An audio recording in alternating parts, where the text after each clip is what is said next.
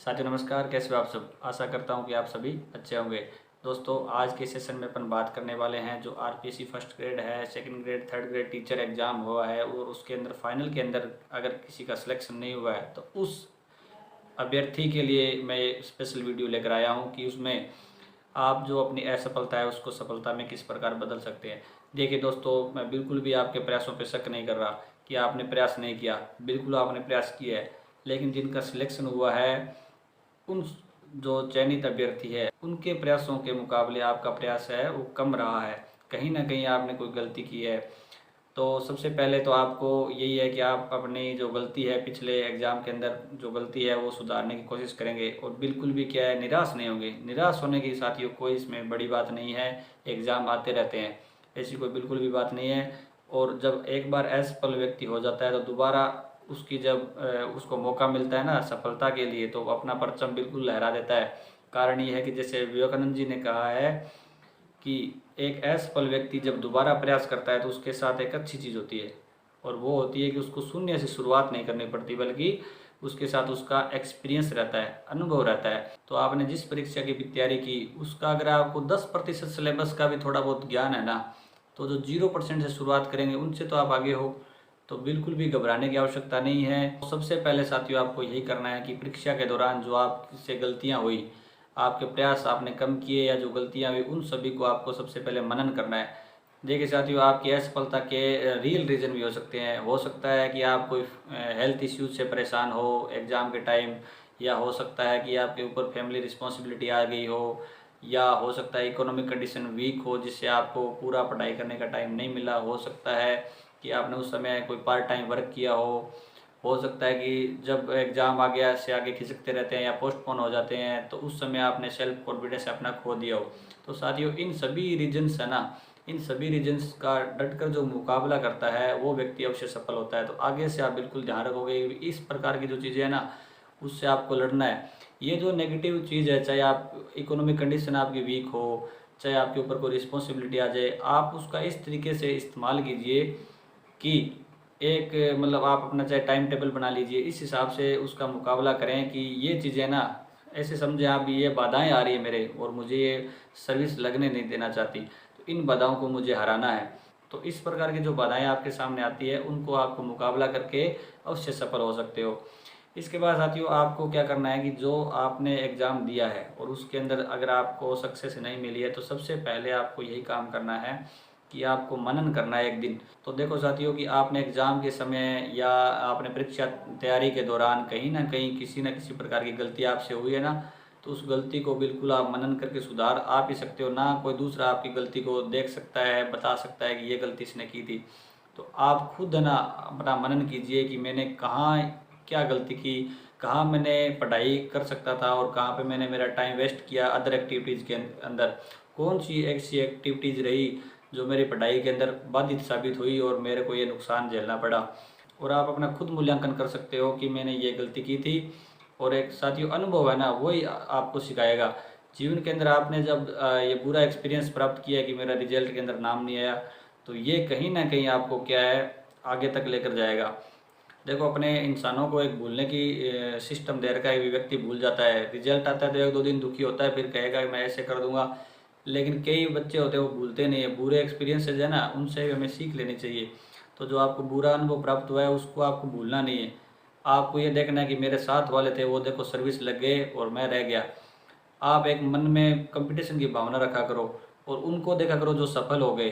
और साथियों आपके दोस्त हैं जिनका सिलेक्शन आप वाले एग्ज़ाम में हो गया, आप भी जिस एग्ज़ाम की तैयारी कर रहे थे वही वो कर रहे थे, तो आपको क्या करना चाहिए, चाहे आपको परिचित हो, आपको बिल्कुल भी उससे हेल्प लेने के अंदर क्या संकोच बिल्कुल भी नहीं करना चाहिए। देखो साथियों जो एक सफल होता है तुरंत जो एग्ज़ाम के अंदर पास होता है तो वो अपने एक्सपीरियंस आपको रियल एक्सपीरियंस है वो बताएगा। तो आपको कहीं ना कहीं मदद मिलेगी। बशर्ते कि जो आपका दोस्त है या परिचित है ना वो आपका भला चाहता हो, बस ये बात बिल्कुल आपको ध्यान रखनी है। और आपको थोड़ा सम्मान भी करता हो, कि आपके प्रति फेथफुल हो। क्योंकि साथियों कई नेगेटिविटी की ओर ले जाने वाले भी लोग होते हैं जो आपको बोलेंगे नहीं ये सर कुछ नहीं है, मेरा तो ऐसा ही लक, मेरा तो अच्छा लगता मेरा हो गया। और अपने रियल जो प्लान है वो बिल्कुल भी शेयर नहीं करते हैं। तो बहुत सारे ऐसे कैंडिडेट्स भी होते हैं। तो आप थोड़ा सा ध्यान रखना भी अपने जो दोस्त है आपका जो परिचित है वो बिल्कुल आपके प्रति फेथफुल हो तो उससे बिल्कुल भी आप डिस्कशन करने से संकोच ना करें, उससे डिस्कशन करें कि मुझे भी, मेरी भी आप नैया पार लगाओ, सीधी बात है, आप पे छोड़ता हूँ मैं तो, मुझे मेरी हेल्प करो। इसके बाद जिस भी एग्ज़ाम की आप तैयारी कर रहे हैं तो उस एग्ज़ाम के अंदर जो सफल टीचर है, अच्छे टीचर है, उनसे आप मार्गदर्शन बिल्कुल लें, उसमें भी आपको बिल्कुल भी संकोच नहीं करना चाहिए। एक देखो टीचर होता है ना, तो आपकी राह आसान कर देगा वो। आप मेहनत बिल्कुल कर रहे थे, लेकिन आपको हो सकता है आपने बहुत ज़्यादा मेहनत की है, बहुत ज़्यादा मैटर पढ़ा है, लेकिन साथियों एक ज़्यादा पढ़ने से सिलेक्शन नहीं होता है, थोड़ी स्मार्ट स्टडी भी अपने पास होनी चाहिए। तो ऐसी चीज़ें आजकल क्या है, बहुत सारे अच्छे टीचर्स अवेलेबल है, ऑनलाइन भी अवेलेबल है, ऑफलाइन तो आपके नियर बाई मिल ही जाएंगे। वो आपके स्कूल के टीचर्स भी हो सकते हैं, कॉलेज के टीचर्स भी हो सकते हैं, बस आप उनसे मार्गदर्शन लीजिए और बिल्कुल भी संकोच ना करें, उनसे कनेक्ट रहें बिल्कुल आप, ताकि आपको थोड़ी क्या प्रेरणा मिलती रहे और नई नई जो चीज़ें, नया कंपटीशन है ना, उसके बारे में बिल्कुल आपको जानकारी मिलती रहे। इसके साथ ही साथियों आपको एक ध्यान ये रखना है कि जिस एग्ज़ाम की आप तैयारी कर रहे हैं, क्या आप वो अपने लिए कर रहे हैं?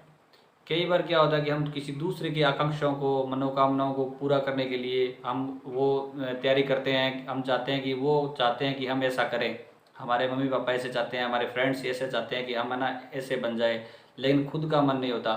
साथियों जिस दिन आपका खुद का मन होना, जिस भर्ती के अंदर, जिस एग्ज़ाम के अंदर आपका खुद मन हो, तभी आपकी जो एनर्जी और जुनून है ना, वो आपका साथ देगा।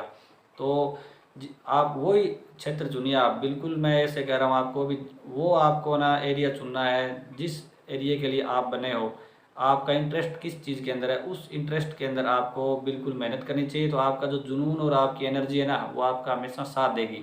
ठीक है। इसके साथ ही आपको हमेशा पॉजिटिव लोगों के साथ रहना है। नेगेटिव लोग बहुत सारे मिलेंगे आपको, बहुत सारे लोग ऐसे कहेंगे कि अरे क्या पढ़ रहा है ये नहीं आएगा, ये एग्ज़ाम में बिल्कुल भी नहीं आएगा, अरे कौन से कोचिंग सेंटर पे पढ़ रहा है तुम, वहाँ कोचिंग क्यों कर रहा है, यहाँ ट्यूशन क्यों कर रहा है, ये तो टीचर अच्छा नहीं पढ़ाते। तो बहुत सारे नेगेटिव लोग आपको मिलेंगे। तो सबसे पहले आपको ये ध्यान रखना है कि ये लोग है ना मेरे लिए ऑब्स्टेकल्स है, मेरे लिए बाधाएं हैं, और इन सभी लोगों को मैं या तो नेगलेक्ट करता हूँ, इनको नेगलेक्ट कर लीजिए, आप नेगलेक्ट करिए, या आप क्या करिए अपने पॉजिटिव सोच के साथ उनसे बिल्कुल भी आपको क्या है, प्रभावित नहीं होना है। इसके साथ ही साथियों आप है ना एग्ज़ाम की तैयारी करोगे तो उस समय आपको ताने देने वाले लोग बहुत सारे मिलेंगे, चाहे आप लड़का हो लड़की हो, बहुत सारे लोग बोलेंगे कि ये इतने दिनों से तैयारी कर रही है, तैयारी कर रहा है, इसका सिलेक्शन नहीं होगा।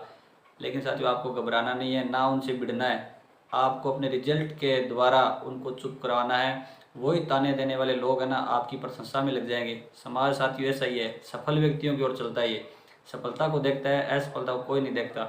तो जिस दिन सफल हो जाओगे ना, तो वो ताने देने वाले लोग ही आपकी बढ़ाई के अंदर बड़े बड़े कसीदे पढ़ेंगे।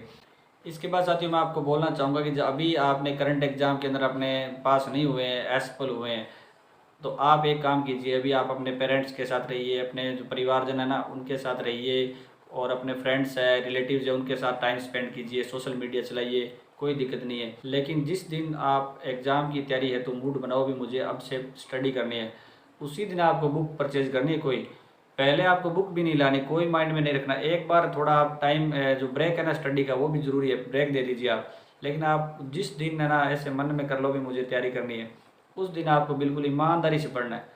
ऐसे नहीं है कि मुझे एक बार बुक लेके आ गए, फिर 2 दिन उसको खोला, फिर और काम लगे, वो तैयारी नहीं होती साथियों। मैं आपको लिख कर देता हूँ, आप 6 महीने ना, 6 महीने आप तैयारी कर लीजिए बिल्कुल ईमानदारी से।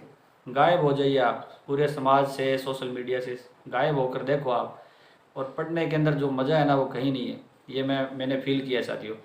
किताबें हैं ना उनके साथ कंपनी बनाना स्टार्ट कर दो आप। तो जिस दिन आपको देखो ईमानदारी से पढ़ना है, एक तो तैयारी करना और एक ईमानदारी से तैयारी करना, वो फ़र्क है। तो आप जिस दिन मूड बनाओ ना मुझे अब से तैयारी बिल्कुल करनी है, तो अदर एक्टिविटीज़ सारी स्टॉप, उस दिन मैं आपको उस तारीख लिख लो, और 6 महीने के बाद अगर आपका एग्ज़ाम है ना तो उसमें बिल्कुल सफल हो गए, मेरी गारंटी है। आप जो व्यूअर्स है ना जिन्होंने 6 महीने बिल्कुल ईमानदारी से तैयारी की, उनका सिलेक्शन नहीं हुआ, तो कमेंट में लिख के बता दो। भगवान से डरना, झूठ मत बोलना कि मैंने ईमानदारी से 6 महीने तैयारी की और मेरा सिलेक्शन नहीं हुआ, मैंने सब कुछ छोड़ दिया था। ऐसा कोई स्टूडेंट नहीं होगा जो 6 महीने अगर ना सब कुछ चीज़ छोड़ छाड़ कर, गायब होकर और अच्छी ईमानदारी से तैयारी करे तो उसका सिलेक्शन नहीं हो। मैं तो बिल्कुल भी नहीं मानता। तो आपको क्या काम करना है कि जिस दिन आपका मूड हो ना उस दिन से आपको तैयारी में लगो, तब बिल्कुल समर्पित होकर आपको तैयारी करनी है। इसके साथ ही साथियों मैं आपको बताना चाहूँगा कि आप अगर इंग्लिश ग्रामर या लिटरेचर के नोट्स प्राप्त करना चाहते हैं, स्टडी मटेरियल को प्राप्त करना चाहते हैं, तो आप डिस्क्रिप्शन में दिए गए लिंक मिशन विद्यादान टेलीग्राम चैनल है उसको ज़रूर ज्वाइन करें। और साथियों आपको ना प्रयास करना बिल्कुल भी छोड़ना नहीं है। साथियों जब तक आप प्रयास करते रहोगे ना, तब तक सफलता के दरवाजे आपके लिए हमेशा खुले रहेंगे। मंजिल मिल ही जाएगी एक दिन, भटकते भटकते ही सही।